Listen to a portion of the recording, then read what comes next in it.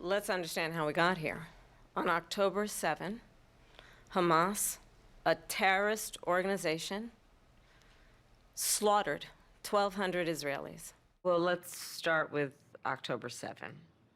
1,200 people were massacred.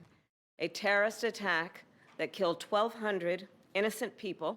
And so, absolutely, I said then, I say now, Israel has a right to defend itself. I maintain Israel has a right to defend itself. Israel has a right to defend itself because it is also true far too many innocent Palestinians have been killed. Far too many innocent Palestinians have been killed. A war that has led to unconscionable suffering of many innocent Palestinians. What we know is that this war must end. This war has to end. This moment gives us an opportunity to finally end the war in Gaza. She would say, and said this week, that is message discipline. But this, for her, is a very important political issue where there is a segment of the Democratic coalition that wants to see actually a change in the rhetoric.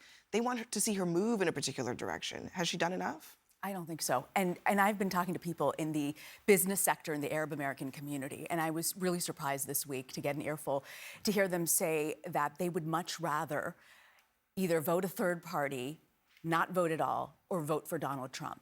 And I'm telling you, it's not obviously a significant sample size, but I cannot find one Arab American within my social circle in business or personally who have said that they will vote for Kamala Harris. When you look at the polling, it seems sort of neck and neck. What they are saying, and this is not a Donald Trump campaign line, that Tiffany Trump's father-in-law, who's a Lebanese businessman, has been successful in kind of converting and talking to people to explain why Trump would be better. Even with a Muslim ban, even with everything else that has happened, they feel they do not have any political clout. They don't have any political operation. The only political power they have is their vote, even if it means the rise of Donald Trump. That's extraordinary. That's extraordinary. I mean, and that part, I mean, we were hearing about the inroads that Tiffany Trump's husband was making in the spring when the uncommitted, uninstructed movement in a couple of states in Wisconsin and Michigan were such a big deal. I mean, 48,000 votes for uninstructed in Wisconsin. That's more than twice Joe Biden's margin in 2020. In Michigan, 101,000 uncommitted votes. That's just shy of what Joe Biden won that state by. I mean, this is important and it could be decisive. And there's 200,000 Muslims in Georgia that no one talks about, too. And in the CAIR poll, which came out several months ago, Kamala Harris was in third place among Muslims in several of those states, behind both Donald Trump and Jill Stein. So there is this position that she's in. But she also said, by the way, in clips, that they shouldn't go to Rafah. And she said that she would put something on the table against Bibi Netanyahu's government if they did go into Rafah.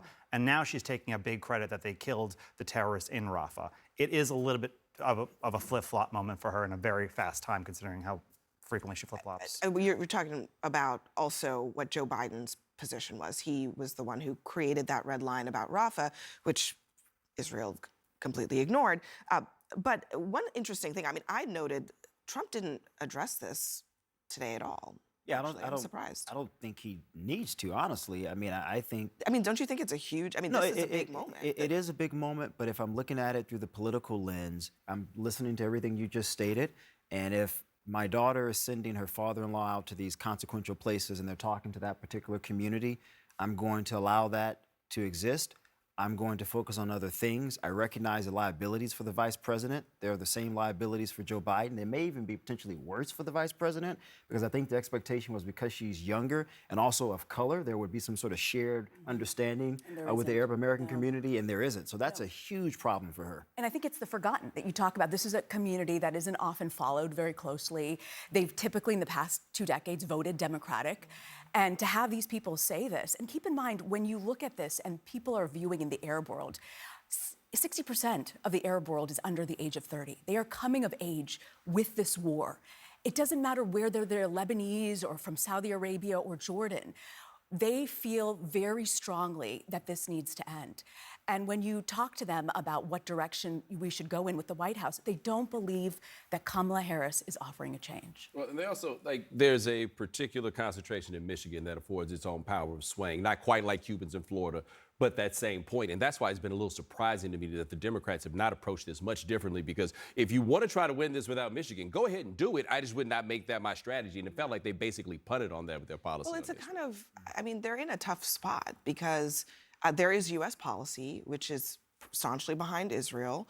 There is also a pretty sizable contingent of Jewish Democrats for whom this is also a huge issue. So she's trying to be right there in the middle, and that's not what Arab American voters and Muslim voters want to hear. They don't want a down the middle response to this. Yeah, I think it's a tough position to be in because I think that she's the current VP of a president that has a policy that she needs to be respecting and behind, and she's a current candidate, which rarely happens the way we're doing it like this.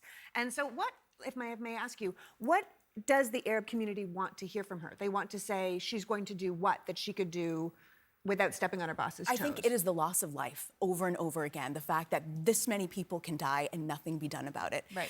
And they feel that they don't have a voice and ability to advocate for what they believe should be an end to this.